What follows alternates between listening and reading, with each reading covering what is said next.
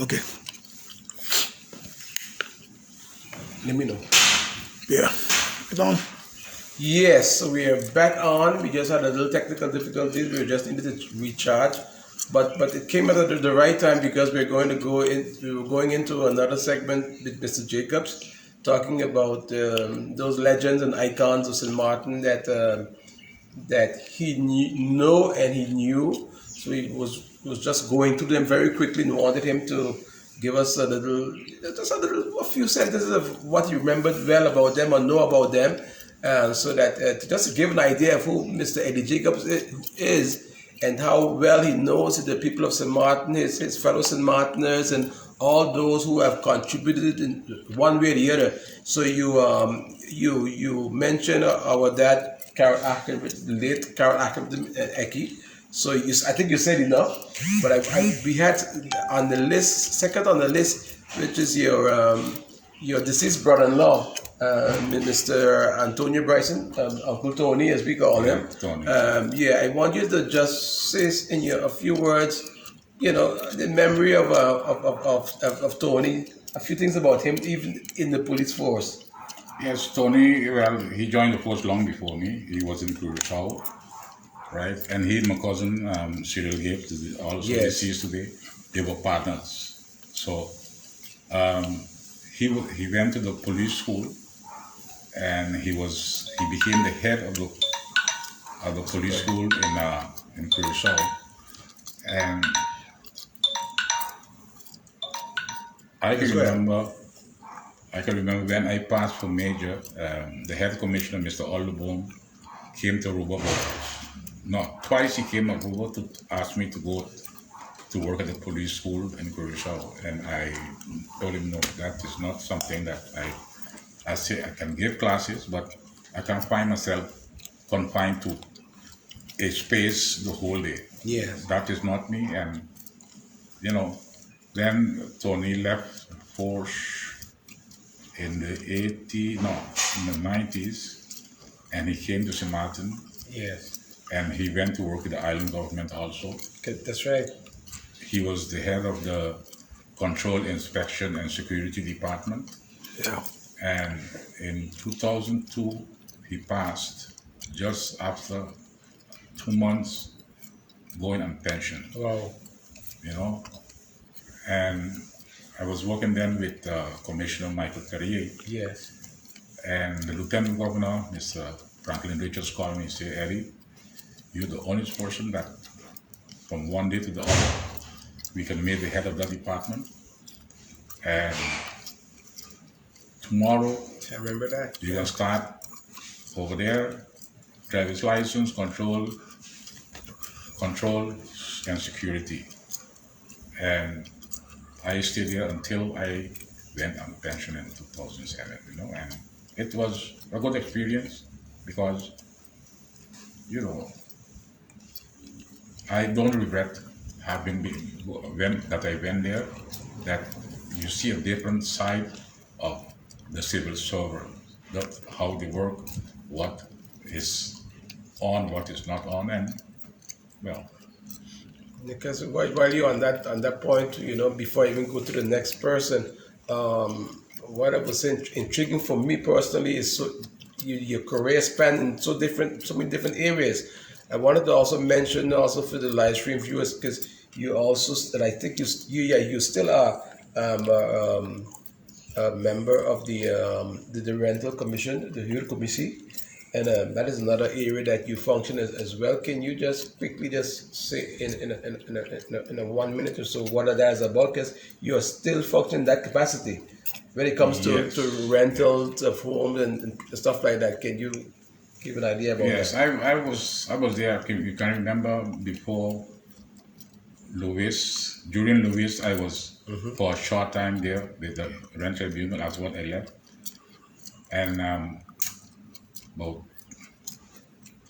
no, before 1010, I was reintroduced to the rent tribunal as a member of the committee, and up to today, I'm still a member, and we deal with whatever issue that fall under Yes, our jurisdiction. and our competency, we deal with them. See, that is why I'm saying all this, because this is some of the reasons why, you know, after you follow the news today, I think I can't remember what their name are, but Mr. Yesurun and all, they're talking about the pensionable age not being compulsory, because so many of us on pension. Okay, I'm not on pension as yet, but is yourself as one with expert, that expertise, you have the expertise in the background and experience in those areas. You are able to give so much to a lot of young civil servants out there in these various departments, and you are in good shape, you are in good health, and it's such a pity to. That is why one of the reasons why we were so motivated to bring you on again, because we wanted to give our live stream viewers and as well as a lot of leaders in government, ministers. They follow what's going on, and if just for your information, we have a lot of members in the second chamber that are following what we're doing. So they are following this live stream. So I just want you to know that. So people from all areas. So I appreciate the fact that you have been so open about these various areas that you have functioned in your capacity in your professional career. So you just touched on the later Tony Bryson, which is also your brother-in-law. Matter of fact, we'll go on to Major Brown. He's also acting chief of police. Major Brown, I know him from Curacao. He used to work traffic department. Yeah. And I can remember when he had an accident with a three-wheeler, and that's why you see he walked with a limp to it. Yes, okay. When I came to Maarten, he was acting chief, and then he was chief of police here, and we had good working relationship. Being that I'm a ball player, I used to play softball with his team also. We played domino, and Major Brown, up to today, whenever we have a chance, I go drop in by him, we sit down, we talk, because as you all know that I'm also the chairman of the Retired Policemen Association, and all retired policemen and women can join us, and doing a little propaganda now. And So no, feel free to do it. And at the given moment, we came up with this idea.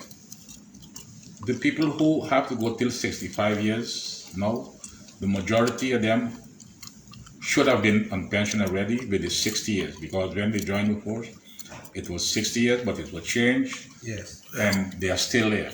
So we expand the possibility for those persons who are 60 plus also join the association. Not only people who work with the police force, also people who work in the justice chain. So someone work in the prison, Coast Guard, Custom Office, whatever, immigration, all of them. Once they're 60 plus, they can still join the association. Because, like I just said, my brother-in-law, after 2 months going on pension with 60 years, he passed away. You know, and this is to keep people together. Because I will tell you, I have 15 years on pension already, but in those 15 years, very few pensioners you see, like they hiding, and I'm saying that's why we started this organization, to get them lively, get them moving. And on the 7th of April, we're going to have a walkathon for mobility, keep people moving, because it's a pity to say it, but it's true. A lot of people you see that they are amputated a leg or a foot, you know, and I was in Panama and I saw a lot of locals there, and here I see them daily. And this walkathon is not for young people alone. It's for I'm making 75. Keep yourself mobile. Okay, right. I'm very mobile. I exercise in my yard, I walk around, but A lot of people don't do it. Keeping yourself mobile, keep walking, do something. And we get good cooperation from LZV with this, and I can tell you that because they appreciated that we wanted to do this. So on the 7th of May, we're going to have the walkathon. And you can get tickets by me, you can get tickets by another person. There are flyers. Later, I'll give you a flyer that you can put it on, they can get the phone number, they can call to order flyers. Also. Okay, so is it going to be a long distance? I mean... No, not long. It's going to start from the pond field up by opposite that adult patrician there. Yes. We can go down over the bridge, cross Bush Road, go Zagos Scott Road. From there, we go Illage Road. Yeah. From Illage Road, we turn in the Arch Road. Yes. Sualiga Boulevard, Government Building, and back. Because it's the first time we do it, we start at 5 o'clock in the morning. That by the time we reach it, it's 6:30, not 7 yet. The sun is not too hot, so that's right. You get the breakfast. Not a race. It's not a race. It's not a race. It's not a race. It's not a race. Okay, great. You get a light breakfast, a healthy breakfast. Okay. You don't get no oily things to eat or drink. Nothing oily, and you'll get a cup of bush tea also with it. Sounds like a plan. Sounds good. I'm so amazed, Eddie, that you're doing so much still. We appreciate you talking about it. But we're gonna go quickly to I have a few other names. The late Joe Richardson.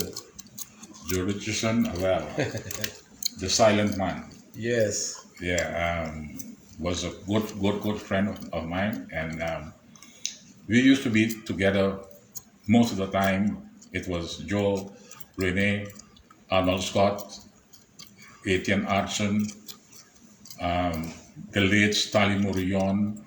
We used to have our group. The late Alfred Richardson also. We used to be together, and whatever we organized, all of us were together. We go Coralito Hotel, we go wherever we go, it was very fun. But Joe was the silent man, but up there, don't take him for granted. He was a very smart person. And like you said to Eddie, we were very sad to know that we weren't able to have him on live stream before he passed away, because it happened so sudden, and Jeffrey, wanted to do that. But it didn't happen, unfortunately, and we would still want to maybe talk to his wife or so to get some information on him, because these live streams are being archived, and so that people can get follow up, information as to everyone, which So it's unfortunate. But in any case, let's move on quickly. Rene Richardson. Yeah. Where you? Well, Rene, I mean, your father. I can say both of us are French Quarter. That's right. So when I was in Curacao, he came over, and to follow his higher study, he went to Habers. Yes. And sometime he come, he say, I have some homework there. And I used to do his homework for him because he gone to do other things, you see. Yes. And then he went Holland, and then after he came back, I think I was in Aruba then already. Yeah. And I saw him a few times coming there for meetings with unions and so. Mm-hmm. We had a good relationship. Then when I came to St. Maarten, I used to come to St. Maarten. Most of the time I go French Quarter, and then we move around. And when I started working on the Dutch side, our relationship became much better, and still I work together with him. Well, today he's having his issues, but he's in good condition. Yes. So God bless him. We want to bring him on and do a live stream with him as well. He said that as quick as he's feeling much better, he's gonna do so. So But he can talk.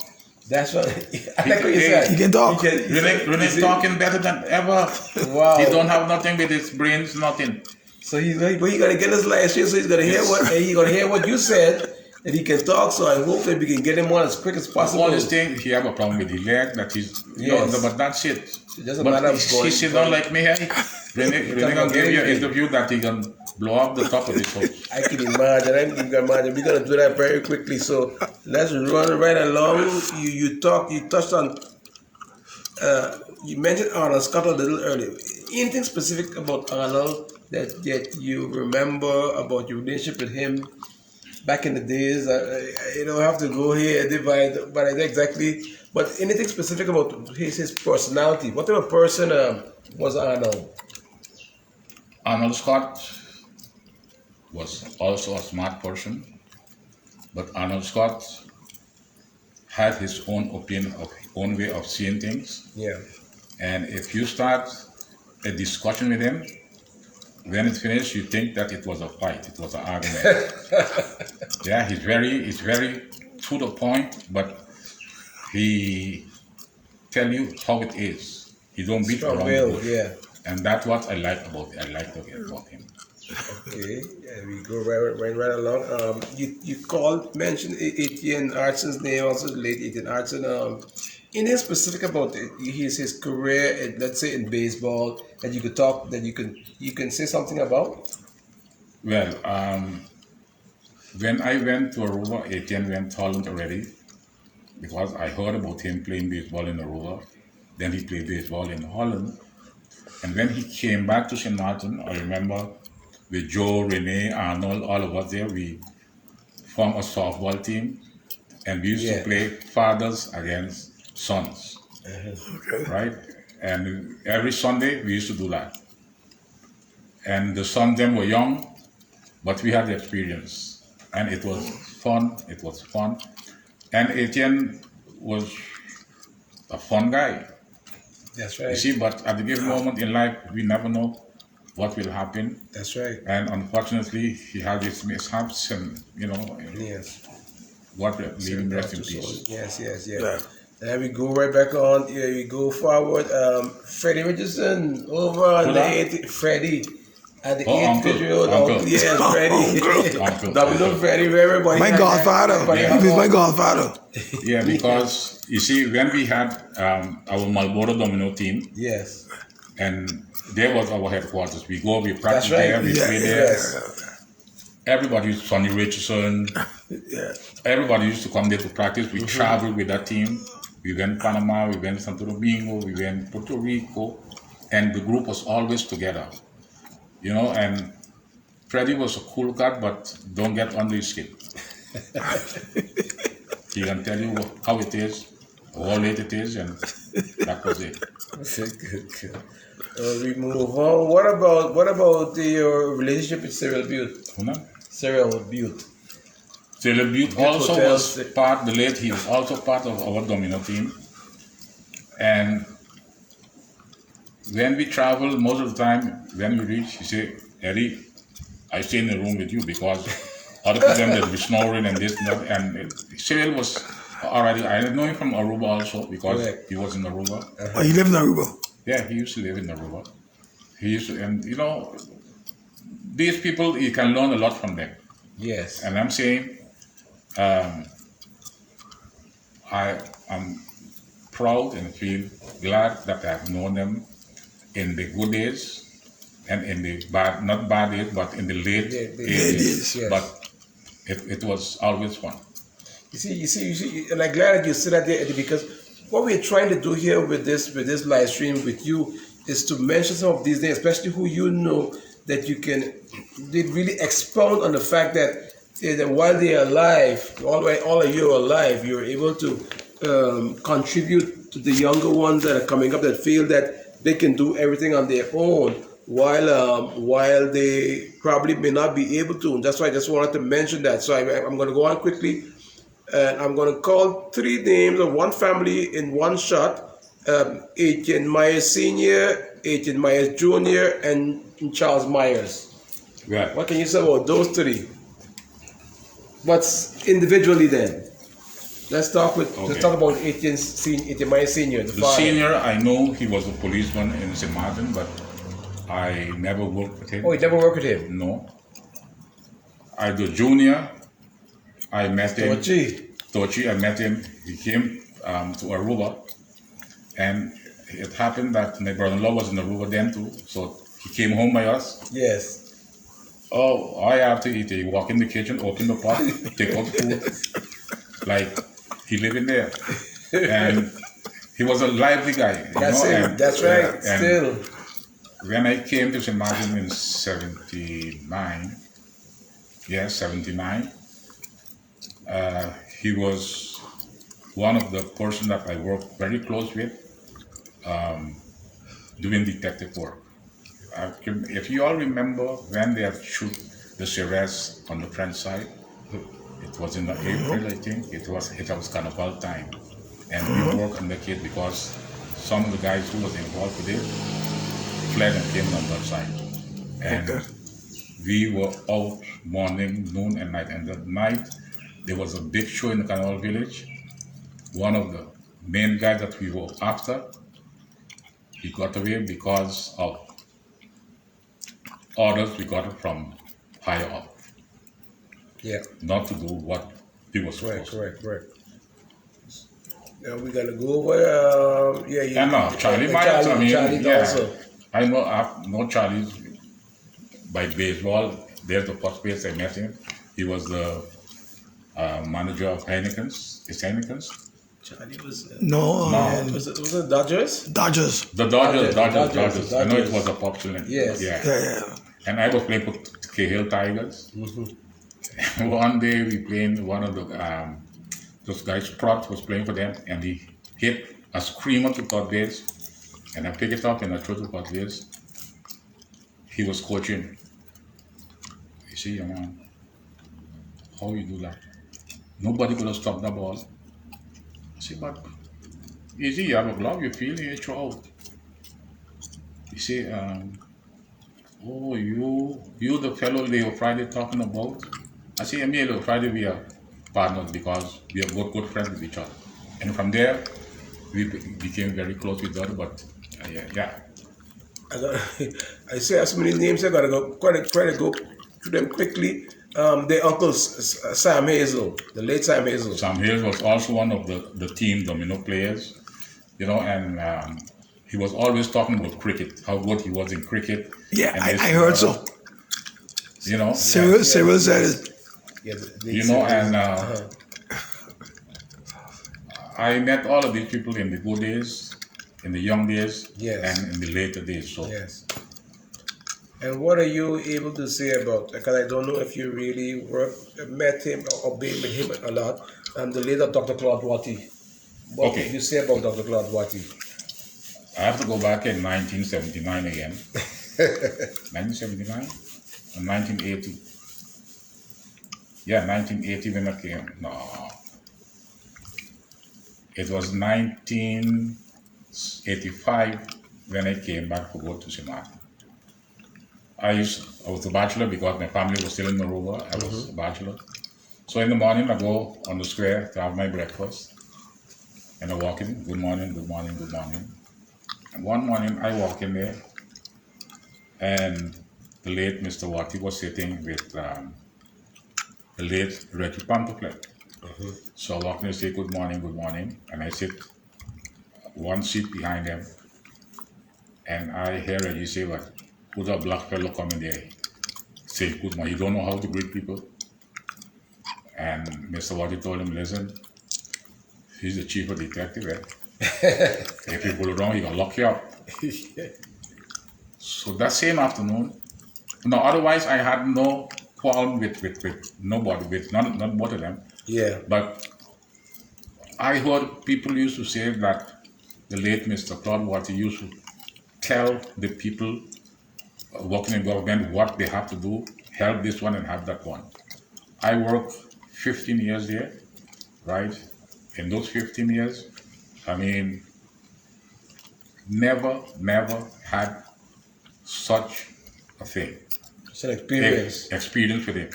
If you tell a person, Jeffrey, you go by the government meeting, give you a note, go see Mr. Jacobs, and in the note you give this, when he gave me the note, Mr. Jacobs, this person, he can explain you something, see if he can be helped.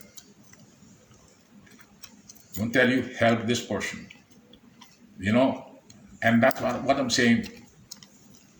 The person come in with a request afterwards and whatever they have to do, and we send it to the department to deal with it. Because you're not going to tell a department do this or do that, right? And I was very astonished that they say, yeah, but he can tell you what you have to do, and if you don't do it, he can run you.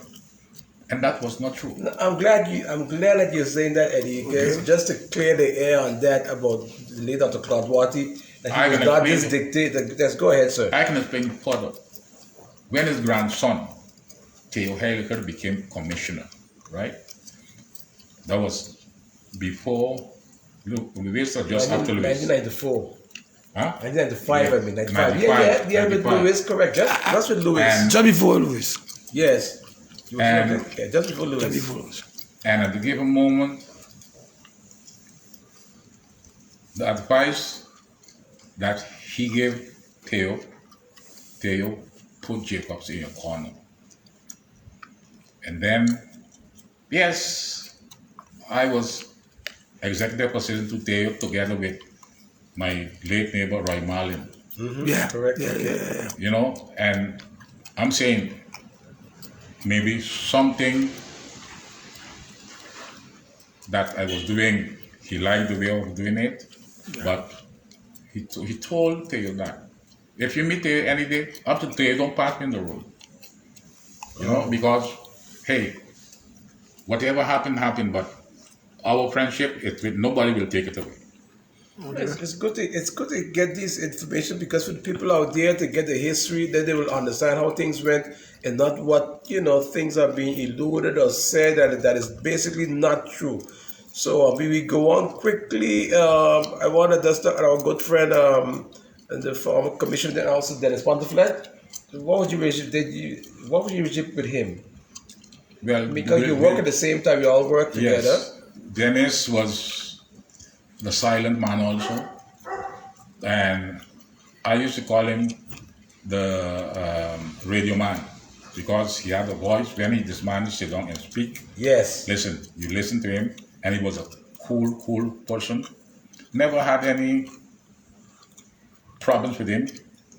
Very few times we had direct contact with each other. Okay. Let me go quickly ahead. And while I'm on Dennis, because you worked also at that time to me work on high supervision with Commissioner Sarah Westcott Williams at that time. Yes. How was working with her like? No problem. It was fun.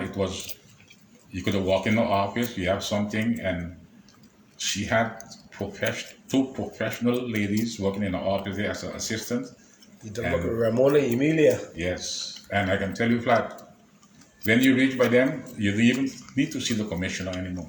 Correct. Yeah. It's true. You know? That is true. I had an No, but- experience but- myself.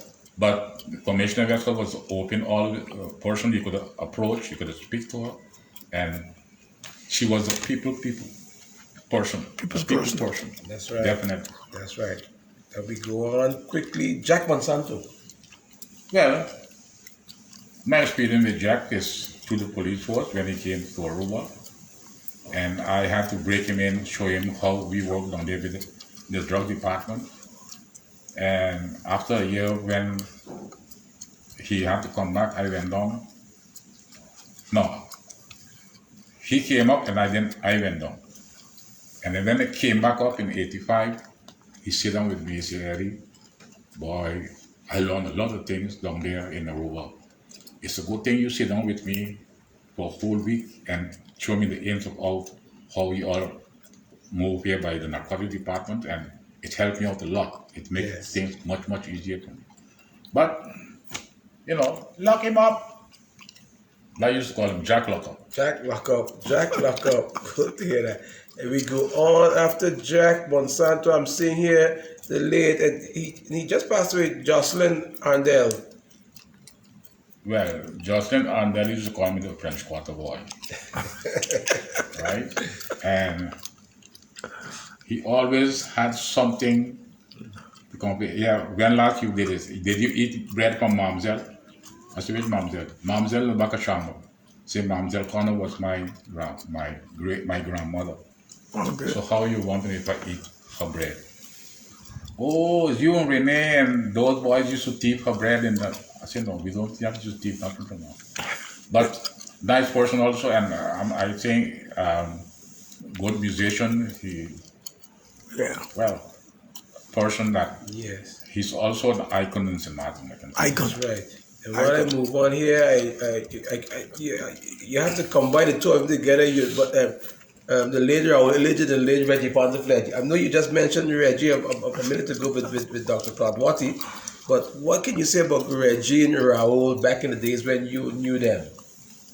Well, the two persons that I can remember that were dealing with heavy equipment, That's Yeah. right? Yeah. They were not friends, they were not enemies of each other. Each one do their own. That's true. You said No, it's true. You said it well. I like what you said. I can remember how Raoul built Defiance Club. Because we used to sit down, play domino by Palmania. Yes, And he said for us to play domino here and there, he can put something there for us to come there and play domino. And one day I passed and I see what Raoul is building here. And it ended up that it wasn't a small place for us to play domino. It was a whole hotel he was building and everything. And we used to go up there, sit down, have the drinks, and we play domino, we play pool. You know, it was fun. Reggie used to be there also. Yeah. You know, and that's what I'm saying. They were competitors in that field, but they were not enemies of each other. And Raoul also, with baseball and softball, I know him. He's involved with that also. Yeah. I think earlier you mentioned Captain Leo Chance. I think you touched on anything. Is there anything you wanted to say about Captain Leo Chance, the way you remembered him, or? I know Mr. Leo Chance since Aruba. Yes. When he was Minister of Justice. Yeah. And I can say it, to me, the best Minister of Justice that the police had. For the police, I can say that. I don't know for the other departments. When in 83, 84, things getting rough in Aruba, I was appointed as the personal bodyguard from Mr. Chance. Right? Wow. Okay. Wherever he goes, once in Aruba, I have to be there. His home used to be guarded by other officers, but I was in charge to make sure that they do what they have to do. If you have to go Orionstadt, I have to be there. There was a carnival a parade in Orionstadt, and he went by the Venezuelan consulate mansion, and I had to be there 24/7. But then afterwards, there were a little misunderstanding. But after I came to St. Maarten, everything was worked out. Not worked out, but he said, well, one of us were crazier than the other, so let's forget that. You know, like you said that, like you're saying that, and it makes me go back to what you were talking about, the Minister of Justice and the background that he should have, because we know that Captain Leo Chance did not have that background, but yet he was still one of the most successful ministers of justice. What do you believe made him become or was then that successful? You see, because Mr. Chance, he went inside here with certain things on his mind, and he concentrated on them. He had to make the police force better, and that's what he worked on, right? Okay. That was his baby. Mr. Chance was a captain. Yes. Marine captain. Yes. So he knows something about international seas and international laws on shipping and all of those things. But you cannot compare the Netherlands until it's then, because then the whole staff from the minister, you can say each one of them could be a minister of justice. I understand what you're saying. You see? Yeah, yes. Each one of them, he can read by them, he could get any advice, perfect, to the point, at that moment. And I mean, that's why he was so successful. Yes, you know, yes, and because in those days, all ministers had a cabinet that was superb. That's right. Each person inside here was a man on his own in his field. So whatever the minister need, he go by Mr. X, he do it. He go by Mr. X, he do it. Mrs. X do that. So everything was set. You know, we're breaking the rules, but there's a few things that we want to touch on before we move on to one last point that we want to. The most important point that we want to touch on before we close off the program.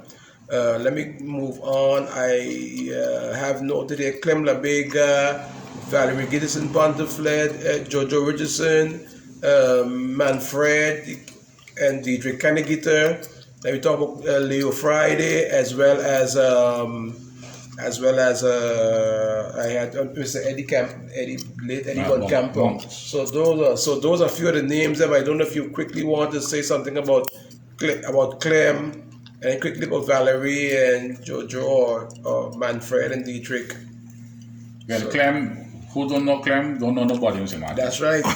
El Único. El Único. You know, and he was a fun guy. Yes.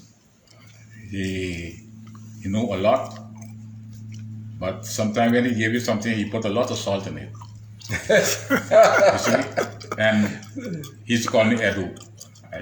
And I remember I came here for Carnival, and he told me, "You see the car? It's your car, go with it." I said, no, I ain't supposed to do that.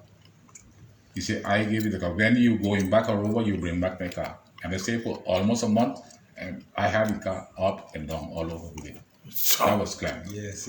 Manfred, I mean, we used to go from street there to play ballot, play domino, shoot pool, have fun inside here.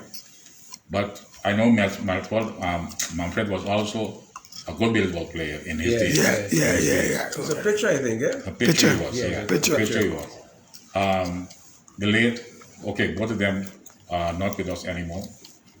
Dietrich, I didn't have much contact with him. Only, let's say, if you need to go buy something in the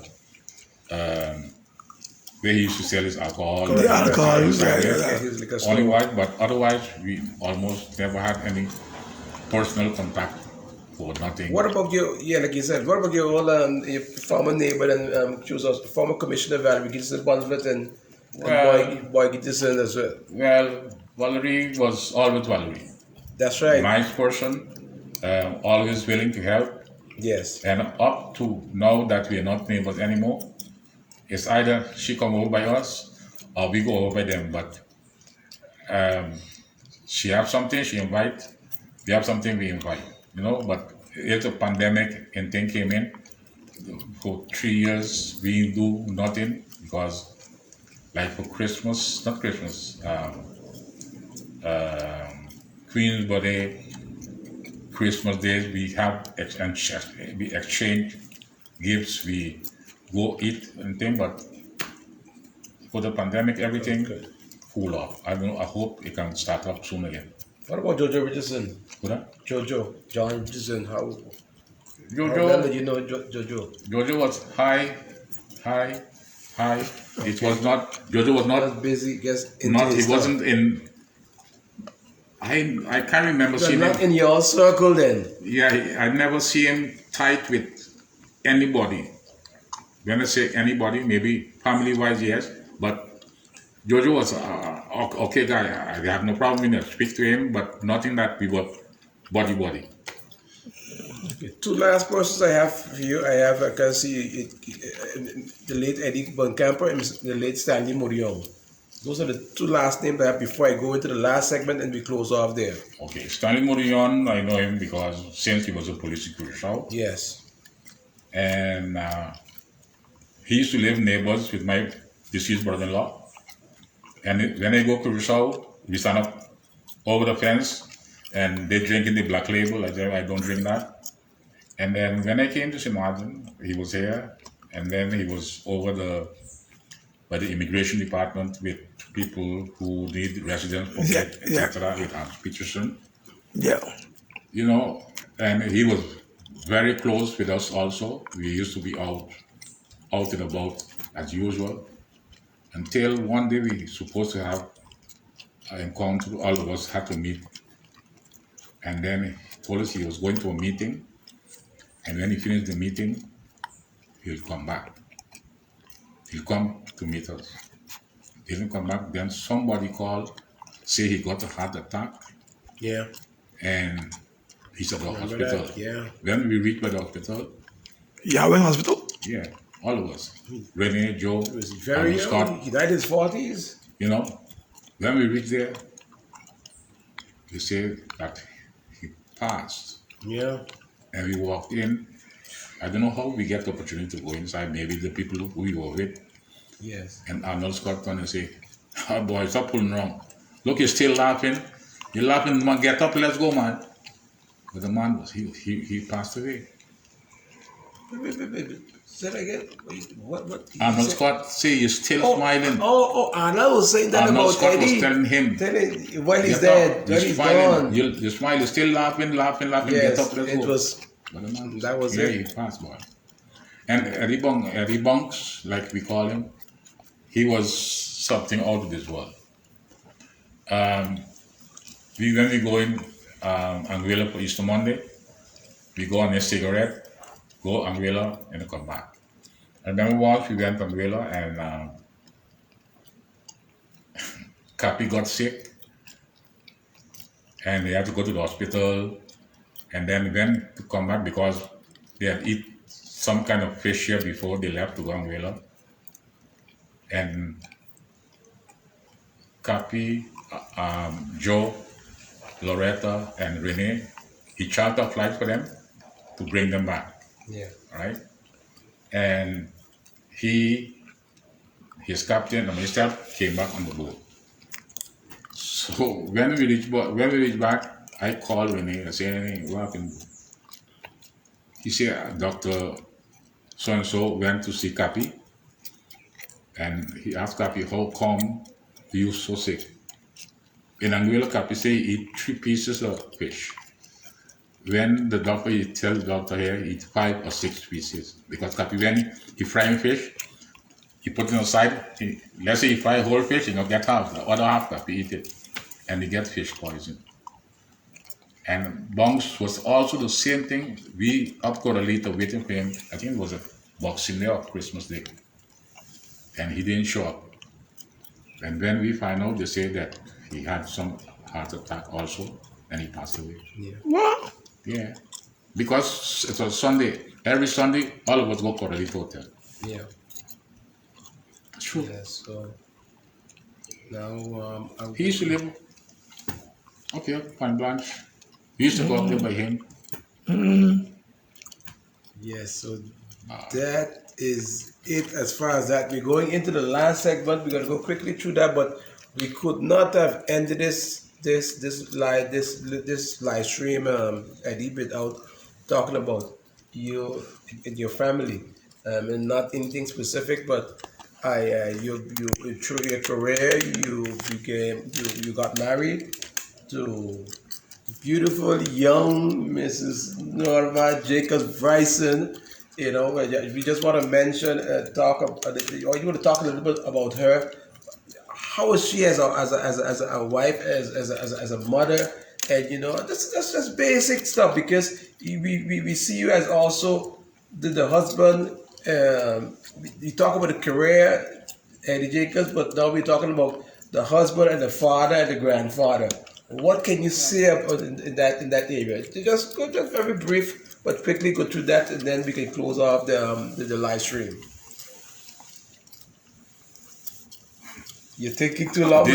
This year, If we had your hopes, you know, I don't want any trouble with this year, making 50 years married 50 years. to Norma Bryson. Wow. 50? 50 Yes. years. July 27. Wow. July 24. Okay? Long. Anyway, So 50 years. 50 years. Norma is Norma. Everybody has their ways, Yeah. but I have no problem with that, because I mean, in marriage, there are ups and downs.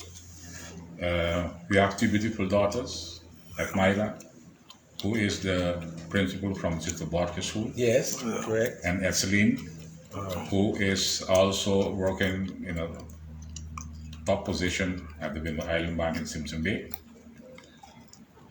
Esseline has a son, that's my boy, Yes, yes. that's my boy, Macmac, I call him Macmac.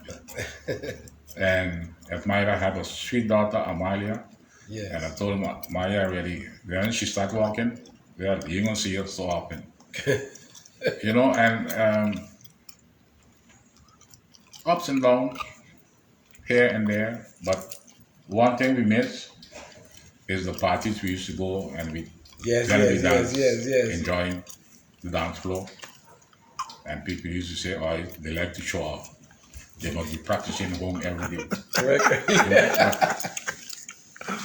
That's how I really got to know Norman, because I was a bachelor in the room. When I asked her to dance, she told me, but you won't bring me here, I ain't dancing with you.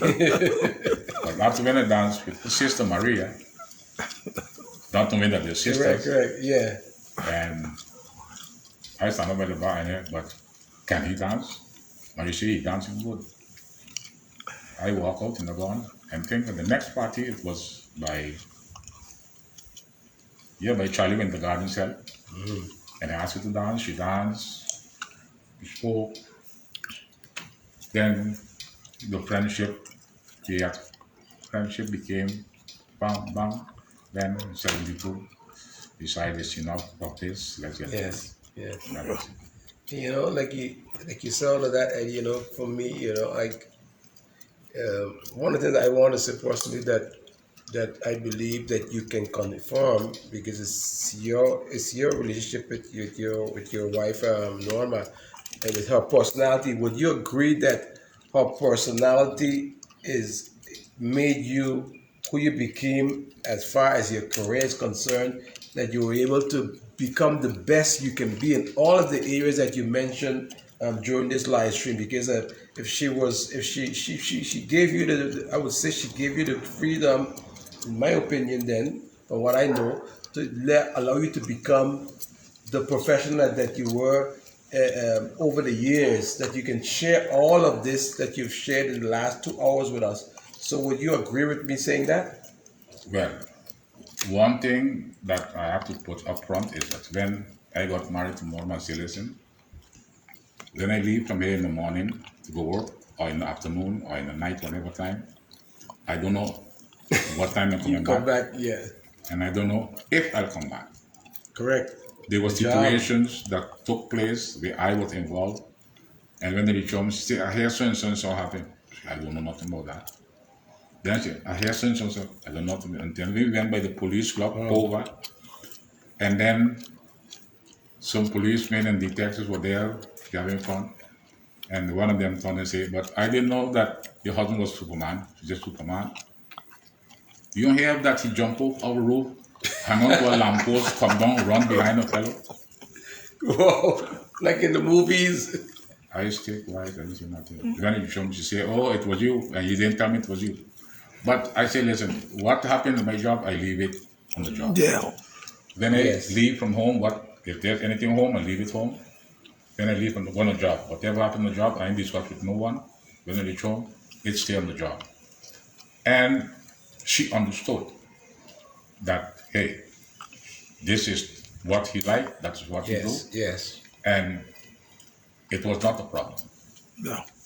But now if I did not explain to her and tell her, listen, it's not 8 to 4. You might just tell you work from 8 to 4, but that don't mean that 4:30 I'm home. Okay. Might have to stay longer, maybe 6. As I said, there were occasions that for 2 days I wasn't home. When I make body, I can remember in 83, for 3 days wasn't home. Wow. Oh. But we had, by our department, we had extra clothes. You could bathe, change, and continue doing what you have to do. And that is, I appreciate that very much, because there are, I know colleagues that at the given moment, they working, they have to go finish work 4 o'clock. They might be still in the back investigating and questioning the suspect, and the wife come by the office and say, listen, what time he went home? Wow. I say, what time he went home? Wow. Why didn't know? So and so. No, the man, he's still inside. He's still inside it, questioning people. Wow. Okay, okay. But now, I never ask the colleague anything. What is the reason? Because, listen, he didn't prepare maybe his wife or girlfriend for the what? situation. Yeah. So, The career he has. you know, and that is it. That is it. If you have to operate, and you're not prepared to take an operation, when you see that put you in the room, you can get off the table, run outside. Yeah. So you have to be prepared for whatever. Prepare your partner or whoever for whatever you're going to get involved with. Yes. And that's it. We are, Jeffrey's. This is the first time he's not give me an indication of the time, but we want to end here, Mr. Jacobs, and I want to ask you a very important question because you've been retired now you said for the past 15 years, and if I were to ask you over your career that spanned probably 50 years, your legacy, would you have said that you have made your contribution and you've done done what you had to do in terms of your career, and you have made your contribution and you consider yourself, let's say, a role model to someone of example as to what you have contributed to society? And listening to what you've said over the past 2 hours, we can say yes to that, because for a lot of those out there who know you, but not knowing you, know a lot about you, they've been able to hear today in this live stream. And this live stream will go down in the archives as one of our best live streams, to be honest with you, because it has been a very candid interview where you've been able to just be open with us and tell us all of that. But would you say, Eddie, that you have made your contribution and there's nothing, you're doing a lot more, but you say that you have made a contribution as to your legacy is concerned? Well, Junior, or I can say that I did what I could have done. I'm pleased with where I could have helped. I did my best to help as much as possible. But it's the people will decide if I was the person that they thought I was, or I didn't believe that crazy fellow they see driving around in a black car all over. But I'm satisfied with what I did, and it's for the people to say, yes, we can acknowledge that he did this or whatever. But I feel I'm pleased with whatever I contributed to, because I was there to serve, and I served to the best of my ability. Recently, in closing, recently you made a public appearance in the newspaper, and as far as I would say the political arena is concerned, I don't want to go deep into that. So it gives an indication that there's still more that Mr. Edward Jacobs wants to contribute, more so to government and its running, because you have also mentioned in various occasions that you're not so happy with how things are going in the last years, comparing it with the past. So can we say then that when given the